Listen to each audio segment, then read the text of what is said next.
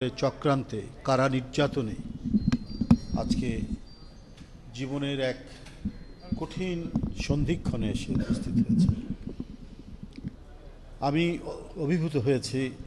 শুধু আমরা যে দলটি করি সেই দলের নেতাকর্মী নয়, আজকে বিভিন্ন রাজনৈতিক দল, এমনকি সাধারণ মানুষ, পেশাজীবী মানুষ, বিভিন্ন সাংস্কৃতিক সংগঠন সবাই যেভাবে হাসপাতালের সামনে, এভারকেয়ারের সামনে উপস্থিত হয়েছেন, তারা সেখানে দাঁড়িয়ে আছেন, অপেক্ষমান আছেন, এই যে তাদের প্রাণের আকুলতা এবং শ্রদ্ধা যেভাবে জানিয়েছেন, এটা সত্যিকারভাবেই আমার কাছে মনে হয়েছে মানুষের পক্ষে, জনসাধারণের পক্ষে এবং ন্যায়ের পক্ষে থাকলে পরে মানুষ যে কতখানি তাকে ভালোবাসতে পারে তার নমুনা আমরা এখন দেখছি। এই মানুষ, যে মানুষটি অনেক ধরনের হুমকি এবং চক্রান্তের মুখে দেশ ছেড়ে চলে যেতে বলা হয়েছিল, কিন্তু তিনি তার নিজের জনগণকে ছেড়ে কখনো যাননি।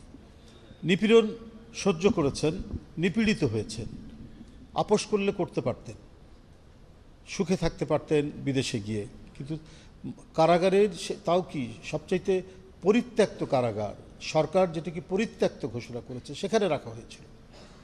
সেই কারাগারের মধ্যে থেকেও তিনি কোনো ধরনের আপোষ করেননি।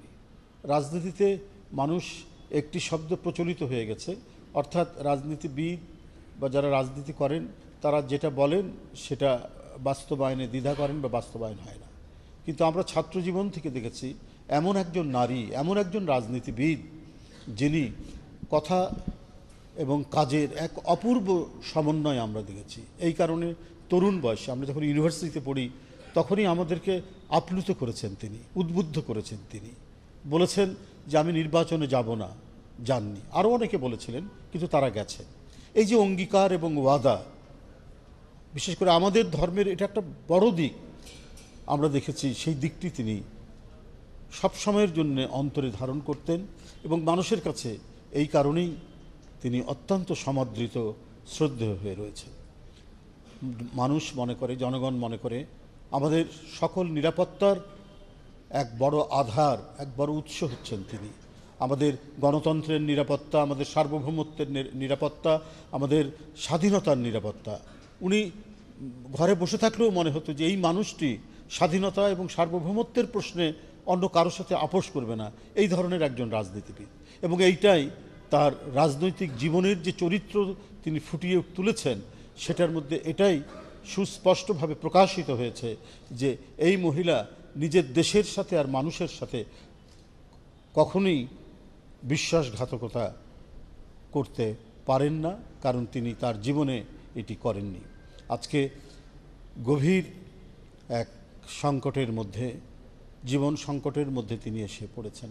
ইমাম সাহেব যেটি বলেছেন, কখনো শুনছি ভালো, এই সুস্থ হয়ে উঠছেন, আবার শুনছি যে অবস্থা ভালো না। যাই হোক, আজকে সর্বশেষ যেটি শুনেছি যে এখন পর্যন্ত যতটুকু অগ্রগতি হয়েছে সেটা অপরিবর্তিত আছে, সেটা অপরিবর্তিত আছে।